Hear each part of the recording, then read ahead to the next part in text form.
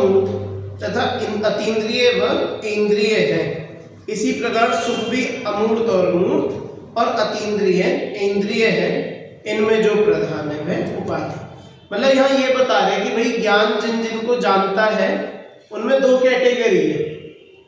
ज्ञान से दो तरह की चीजें जानी जा सकती है, एक तो मूर्तिक, एक अमूर्तिक।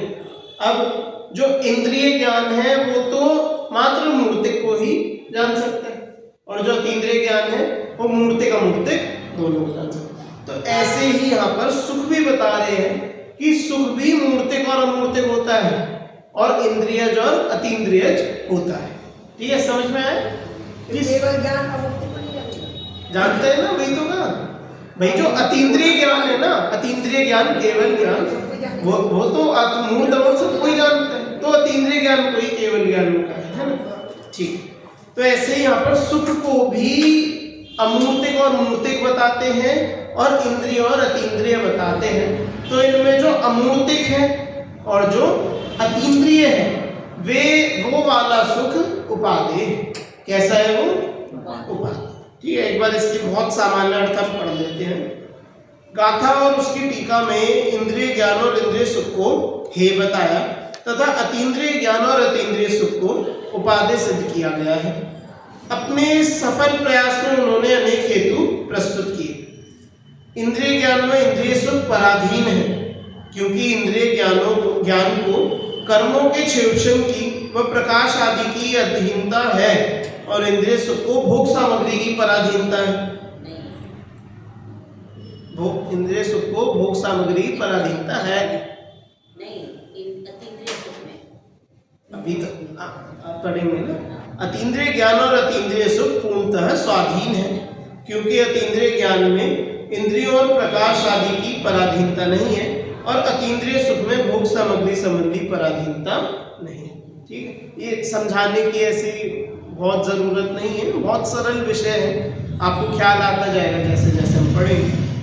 इसी प्रकार इंद्रिय ज्ञान व इंद्रिय सुख कभी कभी होता है, क्रमशः होते हैं। क्रमशः का मतलब एक के बाद कि पहले कुछ जाना फिर कुछ जाना फिर कुछ जाना। ये सब हमने ज्ञान वाले उसमें पढ़ा था कि पहले मति ज्ञान में अवग्रह वो सब होता है ना। तो यहाँ वही बता रहे हैं कि जैसे अतीन्द्रिय ज्ञान है ऐसे ही अतीन्द्रिय सुख भी कभी कभी होता है, थोड़ा थोड़ा होता है, क्रम से होता है, इसलिए अनित्य है तथा प्रतिपक्ष और हानि वृद्धि सहित है। प्रतिपक्ष का मतलब कि इनके विरोधी है कि इंद्रिय ज्ञान है तो इंद्रियों से अज्ञान भी होता है, और अज्ञान बोले तो कि इंद्रियों से ज्ञान हो रहा है लेकिन पूरा नहीं हो पा, उनके विरोधी कर्म खड़े हैं, तो प्रतिपक्षी है ना। और इंद्रिय सुख, जैसे इंद्रिय सुख है तैसे इंद्रिय दुख भी है। जैसे इंद्रिय सुख है तो इंद्रियों से दुख भी तो है, तो इसलिए इनके प्रतिपक्षी हैं। और हानि वृद्धि सहित है कि कभी थोड़ा सा होता है, कभी ज्यादा हो जाता है, थोड़ा ज्यादा ऐसे ही चलता रहता है। किंतु अतीन्द्रिय ज्ञान व अतीन्द्रिय सुख सदा रहने से नित्य हैं, एक साथ प्रवृत्त होते हैं तथा प्रतिपक्ष और हानि वृद्धि से रहित होते हैं। यही कारण है कि इंद्रिय ज्ञान व इंद्रिय सुख हे हैं और अतीन्द्रिय ज्ञान व अतीन्द्रिय सुख कैसे हैं? ख्याल में आया सभी को? विषय समझ में आया है ना? चलो अब देखो, ये 53वीं गाथा का ये विषय था। अब यहाँ देखते हैं अगले पृष्ठ क्रमांक 88 पर, ये 54वीं गाथा से हम आज प्रारंभ करेंगे। अब इस 54वीं गाथा में अतीन्द्रिय क्यों? अच्छा हाँ, ये वो वाला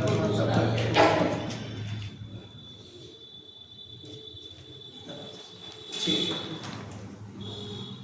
पृष्ठ क्रमांक 88, ये जो पद्यानुवाद के ऊपर से।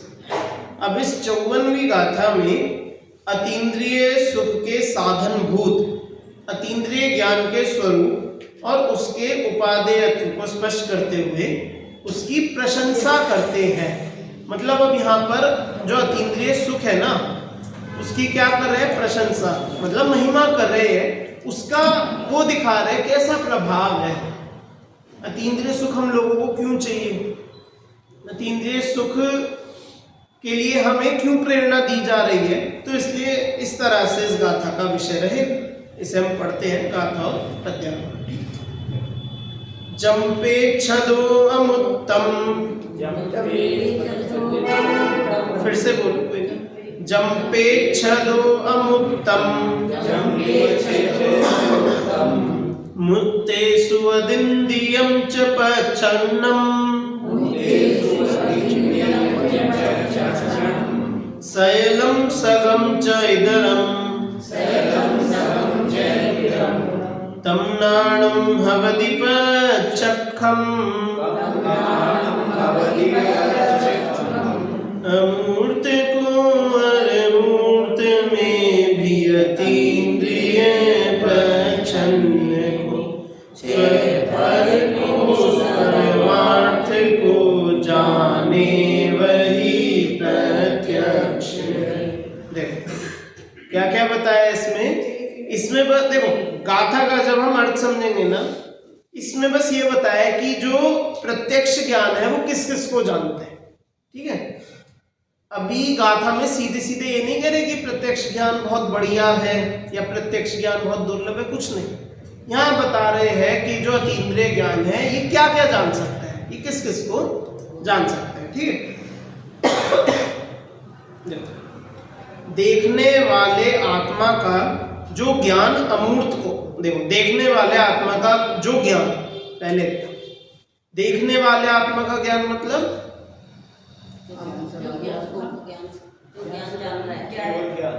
हाँ नहीं, केवल ज्ञान तो है ही है। हाँ, देखने वाले आत्मा का जो ज्ञान का मतलब है कि ज्ञाता दृष्टा, ऐसा।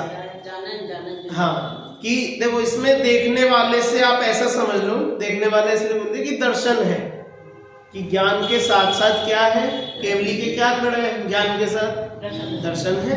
तो देखने वाले आत्मा का जो ज्ञान वो किस किस को जान रहे हैं, देखो सबसे पहले बोला कि अमूर्त को जान रहे हैं। किसे जान रहे हैं? अमूर्त को जानता है।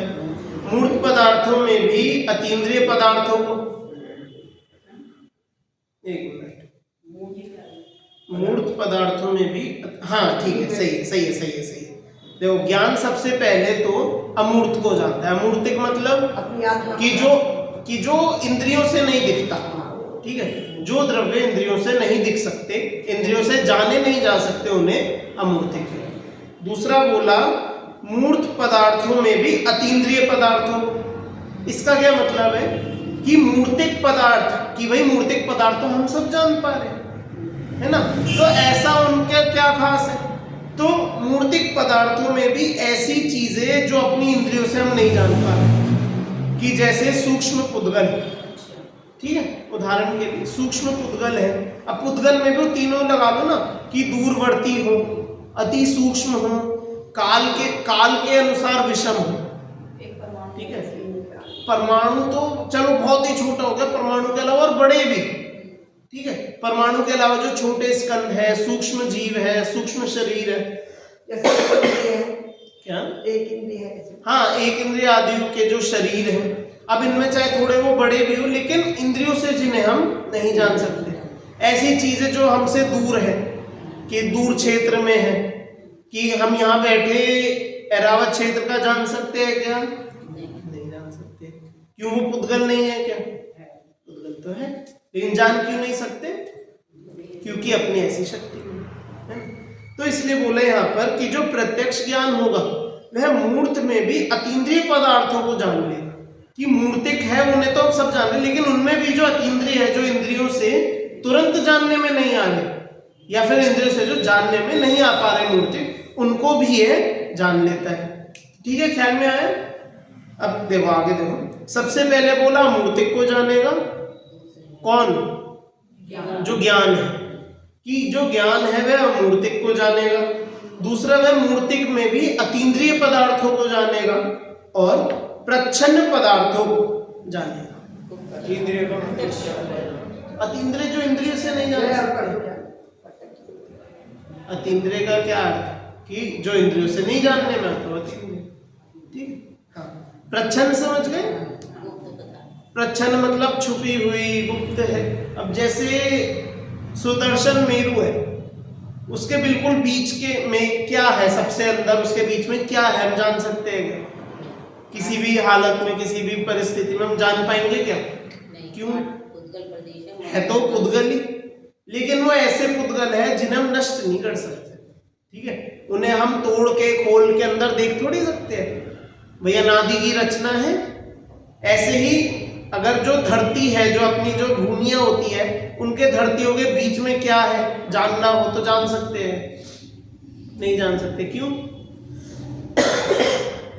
क्योंकि अमूर्तिक है। अमूर्तिक बोले तो अमूर्तिक नहीं है, तो मूर्ति, उन्हें किसी ने बनाया नहीं है, तो इसलिए उन्हें नाश भी नहीं किया जा सकता। उन्हें हम बदल नहीं सकते, उनमें हम झांक नहीं सकते, वहां जाकर देख नहीं सकते, है ना? अनादि अनंत है। हाँ, वो तो अनादि अनंत है ही, उन्हें उनमें जाकर नहीं देखा जा सकता। तो ऐसी प्रच्छन्न वस्तुओं को, अच्छा इसके अलावा अलोकाकाश को जान सकते हैं कि होने, वो तो चलो अमूर्तिक कहेंगे, ठीक है, लेकिन फिर भी वहां तो हम किसी भी परिस्थिति में हम भी नहीं जा सकते, कैसे भी नहीं देख सकते उसे। तो प्रच्छन्न पदार्थ मतलब कि जिन तक पहुंचा नहीं जा सकता, तो ऐसे पदार्थों को भी अतीन्द्रिय ज्ञान जान सकते हैं, ठीक है? प्रच्छन्न पदार्थों को तथा स्व और पर, लास्ट में क्या बोला कि अतीन्द्रिय ज्ञान किस किस को जानता है? स्व और पर को जानता है, ठीक है? सभी को देखता है, जानता है, वह ज्ञान प्रत्यक्ष है। वह ज्ञान कैसा है? प्रत्यक्ष। अब देखो इसमें चार चीजें आ गई, एक बार हम इन्हें पुनः दोहरा लेते हैं। सबसे पहले मूर्तिक, सबसे पहले अमूर्तिक कि अमूर्तिक वस्तुओं को जानने का ज्ञान। दूसरा बोला कि मूर्तिक में भी अतीन्द्रिय पदार्थों को जानेगा। तीसरा बोला प्रच्छन्न पदार्थों को जानेगा, और चौथा कि स्व और पर को जानेगा। ऐसे इन सभी पदार्थों को देखता है, जानता है। वह ज्ञान कैसा है? वह ज्ञान प्रत्यक्ष है, अतीन्द्रिय है ना, प्रत्यक्ष। ख्याल में आया सभी को? ये इसमें विषय है। देखो अब इसकी हम टीका पढ़ते हैं। उक्त गाथा का भाव तत्व प्रदीपिका टीका में आचार्य मूलचंद्र इस प्रकार स्पष्ट करते हैं। स्वपर में समाहित अमूर्त पदार्थ, मूर्त में अतीन्द्रिय पदार्थ, और प्रच्छन्न मतलब गुप्त पदार्थों को अतीन्द्रिय ज्ञान अवश्य ही देखता जानता है। देखो अब यहाँ पर जो अर्थ था ना गाथा का, वो फिर से लिख दिया आचार्य देव ने। क्या लिखा कि स्वपर में समाहित, स्वपर में समाहित मतलब स्वपर में क्या क्या आ रहा है। अब जो ये आगे बताया ना, सब कुछ ये स्वपर में ही है। जो जितनी सब बातें बताई ना, तो ये सब स्वपर के अंदर ही आती है। कैसे आएगी इसे देखते हैं कि स्वपर में समाहित अमूर्त पदार्थ। अब बताओ अमूर्त पदार्थ किस में आएगा?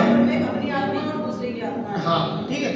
अब स्वपर में अमूर्त क्या क्या है कि स्व में अपना द्रव्य अमूर्त है, और पर में पांच द्रव्य सारे अमूर्त है, ठीक है? पर द्रव्यों में 5 द्रव्य सभी अमूर्ति की तो होते हैं उद्गल के अलावा।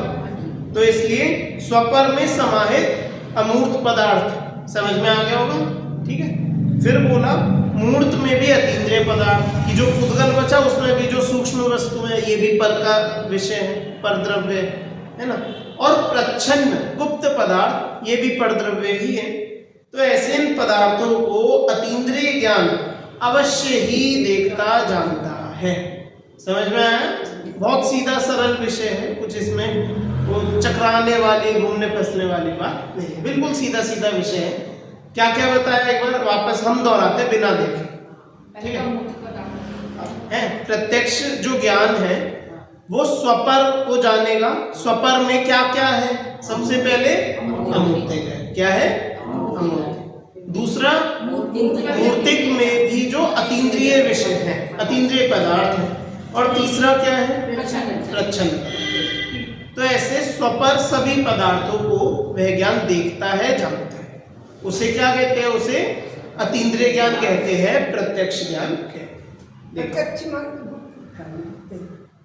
प्रच्छन्न देखो, प्रत्यक्ष तो होता है जो प्रत्यक्ष अतीन्द्रिय, और जो प्रच्छन्न मतलब छुपा हुआ, हाँ, तो प्रच्छन्न ज्ञान नहीं, प्रच्छन्न तो वस्तु है और प्रत्यक्ष ज्ञान है। दो अलग अलग शब्द, एक प्रत्यक्ष अलग है और एक प्रच्छन्न अलग है, ठीक है।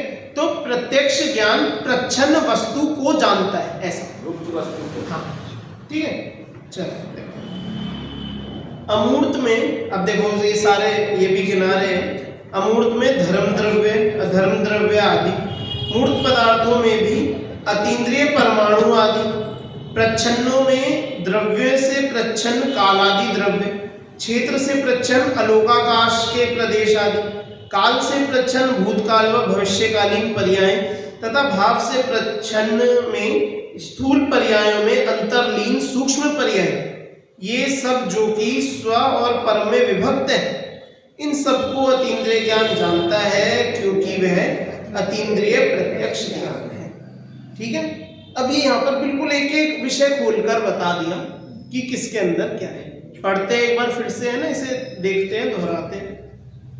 अमूर्त आपको समझ में आ गया होगा, धर्म द्रव्य धर्म द्रव्य, ठीक है। इसमें आकाश और काल भी आएगा अमूर्त में, क्योंकि वे भी अमूर्त ही है।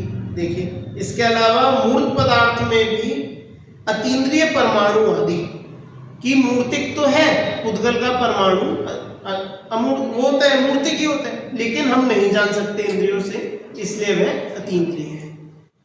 प्रच्छन्नों में अब देखो, प्रच्छन्न अतीन्द्रिय तो ज्ञान होता है, अतीन्द्रिय तो ज्ञान है। अतीन्द्रिय परमाणु कौन सा हुआ? अतीन्द्रिय, इससे तो ये तो ऐसा ही लगता है कि कोई चीज भटकाई जा रही है।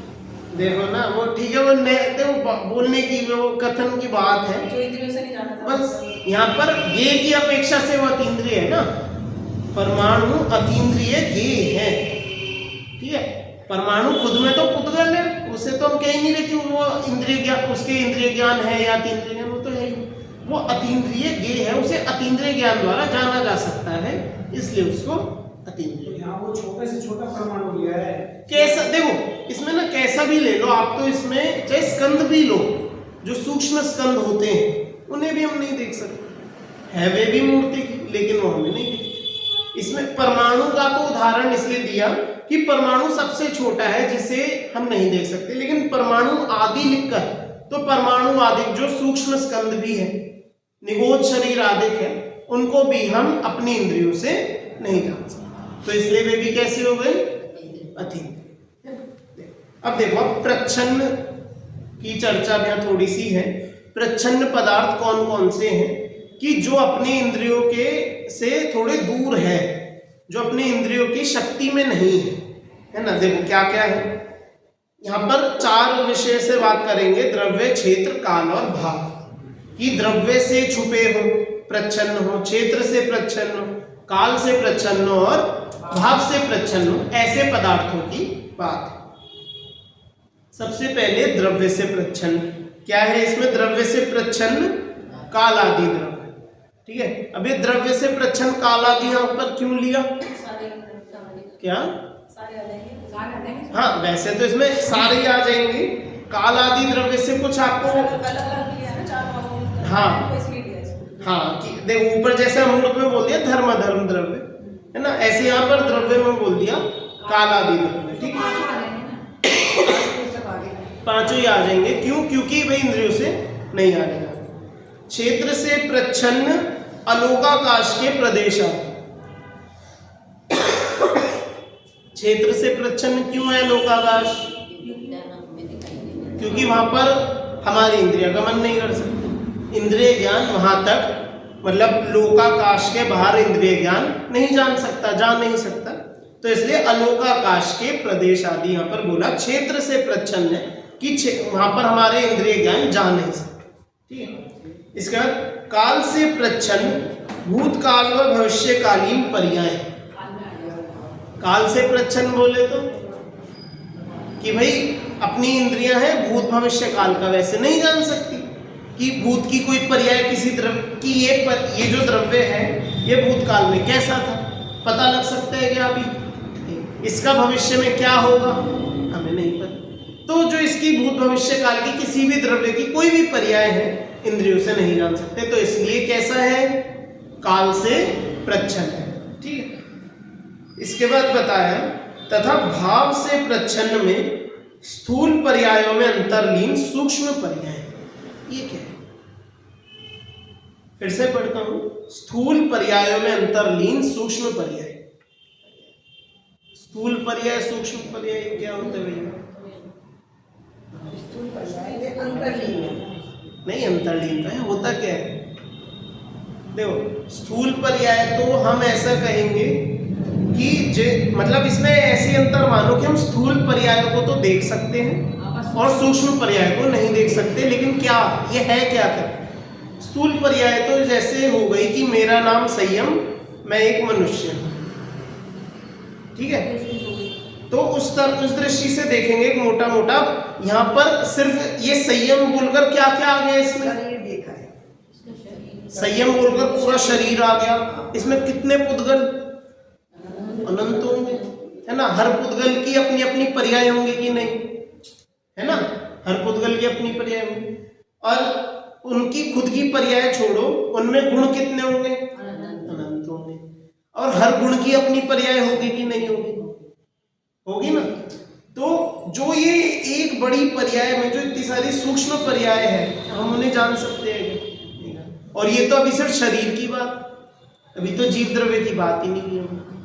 ठीक है, जीव द्रव्य भी है, उसमें अनंत गुण है, प्रत्येक गुण की अपनी अपनी पर्याय है। तो उन गुणों में भी हम कुछ 2-5 गुण ही पकड़ सकते हैं, देख सकते हैं, जान समझ सकते हैं इंद्रियों से, है ना। और इंद्रिय भी क्या मतलब मन से भी हम सोचे तो हम कुल मिला के कितने गुण समझ सकते हैं आत्मा में? हम अपने दिमाग में भी, हम अपने ज्ञान में भी कितने गुण समझ सकते हैं वैसे अभी इंद्रियों से, इंद्रिय ज्ञान से? कुछ लिमिट में ही पकड़ 20-30 ज्यादा पढ़ लिए, 47 शक्तियां पढ़ ली, वो पढ़ ली, और उनके अलावा और कुछ मिले वो पढ़ लिए, है ना। तो अनंत गुणों को तो हम समझ ही नहीं सकते ना। तो लेकिन वे गुण विद्यमान है कि नहीं, उन गुणों की गुण पर्याय है कि नहीं। तो इसका नाम है यहाँ पर स्थूल पर्यायों में अंतर्लीन सूक्ष्म पर्याय। तो ऐसे हम स्थूल पर्याय तो हम देख पा रहे हैं इंद्रियों से, स्थूल पर्याय तो जान, लेकिन जो सूक्ष्म पर्याय हैं हम उनको इंद्रियों से हम तो नहीं जान सकते। लेकिन कौन जानता है? कि जो यहाँ पर अतीन्द्रिय ज्ञानी है, केवली है, प्रत्यक्ष ज्ञानी है, वो उन सूक्ष्म पर्यायों को भी जान सकते हैं जो भाव से प्रच्छन्न है। भाव से प्रच्छन्न समझ में आया क्या? भाव से प्रच्छन्न मतलब जो ये अंतर्लीन पर्याय है। ठीक है, ख्याल में आया सभी को? जो छुपी हुई पर्याय है जो हमें ऐसे नहीं दिखती, तो प्रत्यक्ष ज्ञानी उनको जान सकते हैं। ये सब जो कि स्व और पर में विभक्त है, ये सब समझ में आ गया? ये सब स्वद्रव्य में भी है, पर द्रव्य में भी है। ठीक है, ख्याल में आ रहा है कि ये सब स्व और पर में विभक्त है। इन सबको अतीन्द्रिय ज्ञान जानता है क्योंकि वह अतीन्द्रिय प्रत्यक्ष ज्ञान है। सब द्रव्यों को वह प्रत्यक्ष जान रहे हैं। ये कितनी सारी चीजें गिनाई यहाँ पर। यहाँ पर बोला स्व और पर, स्व और पर में कितनी चीजें गिना दी? कि मूर्तिक भी अमूर्तिक भी। ठीक है, फिर मूर्तिक अमूर्तिक में भी जो प्रच्छन्न है, दूरवर्ती है, जो द्रव्य से, क्षेत्र से, काल से, भाव से, जिन्हें हम नहीं जान पा रहे, जिनके बारे में हम अगर ना सुना होता तो हम उनकी सत्ता को ही समझ ना पाते। ऐसी ऐसी चीजों को ये प्रत्यक्ष ज्ञानी।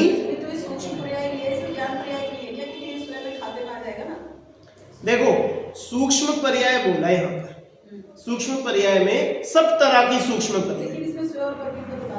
हाँ हाँ, मैं वही तो बता रहा हूँ। देखो, सूक्ष्म पर्याय बोलकर यहाँ पर सिर्फ ऐसा नहीं कि परद्रव्य की या सिर्फ स्वद्रव्य की, जो अपनी ज्ञान की है या जो अपनी आत्मा की जो पर्याय है वो स्व की सूक्ष्म पर्याय, और जो परद्रव्यों की है परद्रव्यों की सूक्ष्म पर्याय। क्योंकि बात ये है कि जो अतीन्द्रिय ज्ञानी है, प्रत्यक्ष ज्ञानी, सिर्फ स्व को नहीं जानते। अगर हम सूक्ष्म पर्याय में मात्र ज्ञान की पर्याय को पकड़ेंगे तो सिर्फ स्व का रह जाएगा, पर का खाता का रहे, पर को भी तो जान रहे हैं ना। क्योंकि ज्ञान उनका है इसलिए अनुपम कि वह सब कुछ जान रहा है बिना किसी उनमें भेदभाव करे। सब द्रव्यों को जानता है, बस स्व को स्व जानता है, पर को पर जानता है। इतना विभाजन उसमें खड़ा है। तो जानता सभी द्रव्य।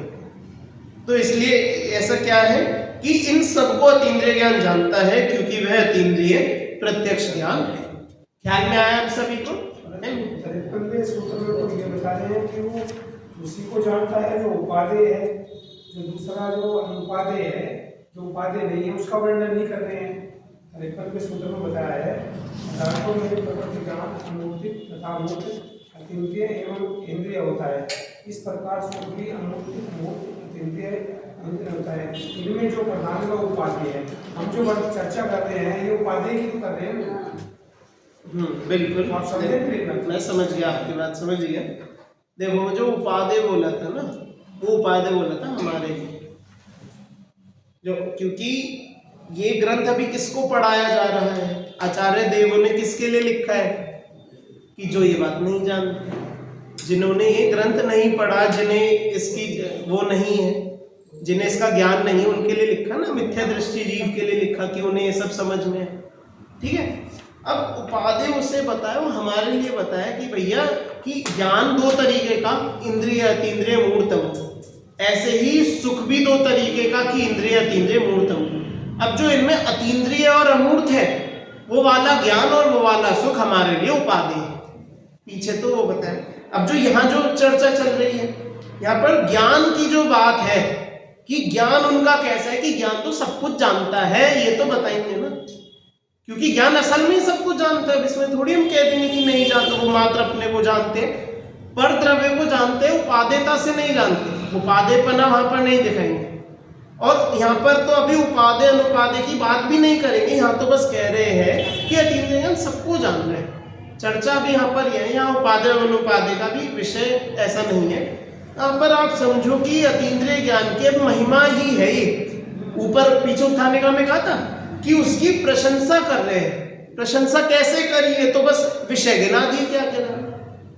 प्रशंसा क्या है कि प्रशंसा यही है उस ज्ञान की कि सब कुछ जान रहा है, कि जो जिनकी सत्ता ही आज तक हमें ख्याल में नहीं थी, उन सबको तो वे सब कुछ जान चुके, कि भूत भविष्य वर्तमान की अनादि अनंतकालीन सभी पर्यायों को, सभी द्रव्यों की सब कुछ जान चुके। यही महिमा, इससे ज्यादा प्रशंसा उनकी क्या है ना।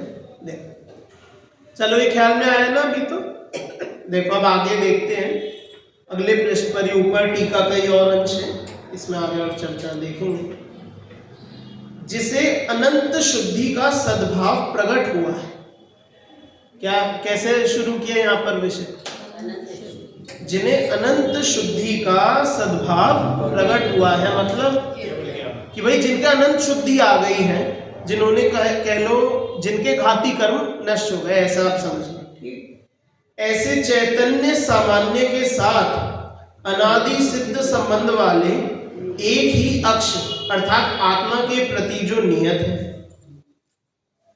अन्य इंद्रियादि सामग्री को नहीं खोजता और अनंत शक्ति के सद्भाव के कारण अनंतता को प्राप्त है, उस प्रत्यक्ष ज्ञान को उपर्युक्त समस्त पदार्थों को जानते हुए कौन रोक सकता है? समझ में आया? तो मैं फिर से पढ़ूंगा, कोई नहीं, अभी तो मैंने बस पढ़ दिया आपको कि पूरा पंक्ति क्या है ये बताने के लिए। फिर से पढ़ते। अनंत शुद्धि का सद्भाव प्रकट हुआ, ऐसे चैतन्य सामान्य के साथ अनादि सिद्ध संबंध वाले एक ही अक्ष अर्थात आत्मा के प्रति जो नियत है। सबसे पहले तो बोला कि एक तो उस ज्ञान, वो ज्ञान कैसा है कि अनंत शुद्धि प्रकट हो गई, किसी भी प्रकार का उसमें कोई भी विकार नहीं, ठीक है, किसी भी तरह का उस ज्ञान में अब कोई मैल विकार कोई दोष नहीं बचा। ठीक है, फिर कैसा है कि चैतन्य सामान्य के साथ अनादि सिद्ध संबंध वाले, कि उसका चैतन्य के साथ मतलब आत्मा के साथ एक तो अनादि सिद्ध संबंध। अनादि सिद्ध संबंध मतलब कि जब से आत्मा है तब से वह है। और क्या बोला कि एक ही अक्ष मतलब आत्मा के प्रति जो नियत है, कि वो ज्ञान जिस आत्मा में था उसी में ही है, मतलब उसी से नियत है। ऐसा नहीं है कि ज्ञान किसी पर्याय में जाओ तो नया प्रकट होता है और पूर्व पर्याय में कोई अन्य था, कि ज्ञान आत्मा में जब से था, जैसा था उसी के साथ है और वैसा ही है। ठीक है, अन्य इंद्रियादि सामग्री को नहीं खोजता, अब बताओ कैसी बात कर दी आप? क्या बताया यहाँ पर, क्या बोला? इंद्रिय आदि सामग्री को नहीं खोजता और अनंत शक्ति के सद्भाव के कारण अनंतता को प्राप्त है। कि इंद्रिय आदि सामग्री को खोजना मतलब कि परद्रव्य से अब सारा ही संबंध छूट गया। भाई जब आत्मा का सभी द्रव्यों से सारा ही संबंध छूट चुका है तो वो कोई साधन क्यों ढूंढेगा, कोई अन्य चिन्ह क्यों ढूंढेगा जानने के लिए? वह सीधा ही सबको जान लेता है। और क्या बोला कि अनंत शक्ति के सद्भाव के कारण अनंतता को प्राप्त। समझ में आया? ये तो सामान्य है, अनंत शक्ति के सद्भाव के कारण अनंतता। कि जब शक्ति अनंत है तो यह ज्ञान भी कैसा हो गया? अनंतता को प्राप्त हो गया, अनंत ज्ञान हो गया। उसका नाम क्या रख दिया? क्या रख दिया? अनंत ज्ञान रख दिया नाम। क्यों? क्योंकि अनंत शक्ति हो गई, अनंतता हो गई उसमें। तो ऐसा अनंतता को प्राप्त है। उस प्रत्यक्ष ज्ञान को उपयुक्त समस्त पदार्थों को जानते हुए कौन रोक सकता है? यदि वह ज्ञान जानने को निकला सभी पदार्थ उनकी सभी पर्यायों से कौन रोकेगा? कोई पदार्थ उससे कैसे, कोई छुप सकता है क्या? कोई बच सकता है क्या कि मुझे ना जाने? यदि किसी वस्तु की सत्ता है तो वह उस ज्ञान के जानने में आएगी। कोई वस्तु मात्र तभी ही जानने में नहीं आ सकती जब उसकी सत्ता ही ना हो। अब जिसकी सत्ता ही नहीं है मतलब कुछ है ही नहीं। ऐसा कुछ जगत में है ही नहीं जिसकी सत्ता नहीं है। समझ में आया? और जो सत्ता में है उन सबको जान सकता है। अब जो सत्ता में नहीं है वो तो है ही नहीं, उनकी बात ही क्या कर, निराधार है ना, वो तो कुछ है ही नहीं बात। और जो सत्ता में है उन सबको ये ज्ञान कौन रोक सकते हैं जानने में उसको? ठीक, कोई नहीं। देखो उदाहरण दिया यहाँ पर, जिस प्रकार दाह्याकार दहन का अतिक्रमण नहीं करते। क्या बोला? दाह्याकार दहन का मतलब अग्नि का अतिक्रमण नहीं करते, उसी प्रकार गेयाकार ज्ञान का अतिक्रमण नहीं कर सकते। देखो यहाँ उदाहरण ये शब्दों से हो सकता है आपको समझ में ना आए। दो शब्द बोले, एक तो बोला दाह्याकार और एक बोला दहन। तो दहन तो यहाँ पर बोला अग्नि जिस वस्तु में लगी हुई है, जो वस्तु जल रही है। ईंधन, देखो ईंधन भी जलता हुआ ईंधन मतलब जो जला हुआ है, जिसमें से हीट आ रही है, जो जलने की प्रोसेस में जो जल रहा है, अग्नि। ठीक है, ख्याल में, जिसे हम अग्नि बोलते हैं। क्योंकि जैसे लकड़ी है, लकड़ी को हमने जलाया, अब वो लकड़ी खुद धधक रही ना, ठीक है, तो जो लकड़ी खुद जो जल रही है उसको हम बोलेंगे अग्नि। उसे हम क्या बोलेंगे? अग्नि। और उस अग्नि की जो लपटें निकल रही है, लपटें क्या है? वो है दाह्याकार। ठीक है, इस तरह से समझो। दाह्याकार क्या है? जो अग्नि का जो लपट निकल रही है। और जो अग्नि क्या है? जो दहन, जो जल रहा है, जो जलती हुई जो वस्तु है वह अग्नि है। तो यहां बोल रहे हैं कि दाह्याकार दहन का अतिक्रमण नहीं कर सकती। कि इसका मतलब क्या है कि जैसे वो लपटें निकल रही है, अब हम जो अग्नि है उसको हम ढक दें तो क्या लपटें हवा में रह जाएंगी? क्या नहीं जाएगी। जो लपटें ऊपर जो दाह्याकार है उससे हमने उसे अलग कर दिया तो क्या लपटें तब भी रहेंगी और वस्तु वहां पर नीचे रहेगी अग्नि? तो जैसे हम ढकेंगे क्या होता है कि वो आग गायब हो जाती है। जो दाह्याकार है, ऊपर जो आग है वो गायब हो जाएगी और वापस हम उसे उठाएंगे फिर से वो निकलने लगेगी। तो जो उसका दाह्याकार होता है अग्नि का, वो हमेशा उसके साथ ही रहता है। उसे यदि बुझा दें तो दाह्याकार भी चले जाएगा, उसे उठा के कहीं ले जाए तो अग्नि उसके पीछे पीछे जाएगी, दाह्याकार है उसके साथ रहेगा, उससे दूर नहीं हो सकता। यदि वह अग्नि जलेगी तो ही उसकी लपटें निकलेंगी। ठीक है, तो उसी प्रकार गेयाकार ज्ञान का अतिक्रमण नहीं कर सकते कि भैया जगत में जो कुछ है सब कुछ गेय है। वो बहुत चर्चा करिए इसकी हमने पीछे ज्ञान अधिकार में, ख्याल होगा आप लोगों को, है ना।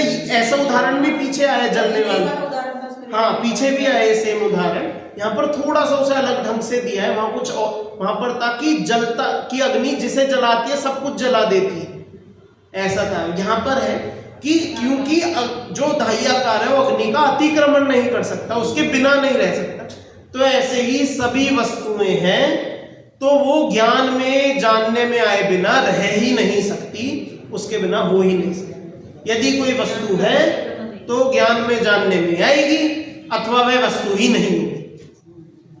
ख्याल में है? वो उसका अतिक्रमण, वो उससे बच नहीं सकता जानने में आने से। ज्ञान ये उसी प्रकार ज्ञेया का ज्ञान का अतिक्रमण नहीं कर सकते। तात्पर्य यह है कि सभी ज्ञेय अतीन्द्रिय ज्ञान में प्रत्यक्ष ही है, इसलिए वह अतीन्द्रिय ज्ञान उपादेय है।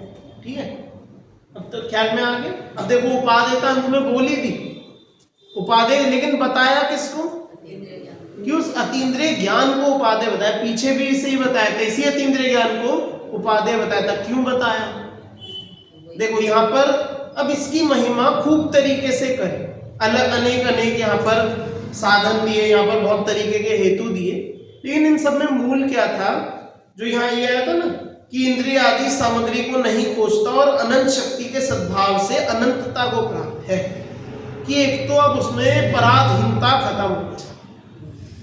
मूल उसमें क्या है कि वो जो अतीन्द्रिय ज्ञान है वो पराधीन नहीं है, उसे पर अक्ष की, पर द्रव्य की कोई जरूरत नहीं है, कोई आवश्यकता नहीं, और अब अनंत हो गया। अब उसे बढ़ने की, अब उसे मेहनत करने की, उसे कुछ और ढूंढने की भी आवश्यकता नहीं है। उसे जो प्राप्त हो सकता था इस जगत में सब कुछ प्राप्त हो गया, अब बचा क्या करना? क्या पूरा हो गया, अब हो गया काम। तो इसलिए वह अतीन्द्रिय ज्ञान कैसा है? उपादेय। इसलिए यह ज्ञान उपादेय है और इसलिए इसकी ऐसी प्रशंसा तथा महिमा यहाँ पर कही गई। ख्याल में आया ना सभी को विषय? ये सीधे 2 लाइन में बता देते हैं, ज्ञान की महिमा तो सभी ने गाई। अब वही बात है ना, सभी ने गाई, लेकिन किसी ने तो सबसे पहले गाई। तो ये समझो, ये जब लिखा गया तो सबसे पहले इन्होंने लिखा। इससे पहले भी ठीक है लिखा होगा जरूर, पर इस भाषा में तो इन्होंने ही सबसे पहले लिखा, हम तो नहीं मानते, कोई बात नहीं, ठीक है ना। बाकी महिमा तो ऐसी होती है, देखो जितनी की जाए कम, कहते हैं ना कि महिमा कितनी कर सकते हैं अपन, लेकिन कम से कम इतनी तो समझे। ये जो है प्रवचन सार में जो विषय है सारा, सुख अधिकार में भी काफी आएगा, बहुत अच्छा विषय है। इसे तो जितना समझे तो कम है, ये तो ऐसी है, ठीक है। ये सुख अधिकार और बड़ा होता तो और बढ़िया और आनंद आता। इतना है तो इतना ही आनंद लेंगे, इसकी चर्चा फिर हम आगे करेंगे। अभी के लिए हम विराम।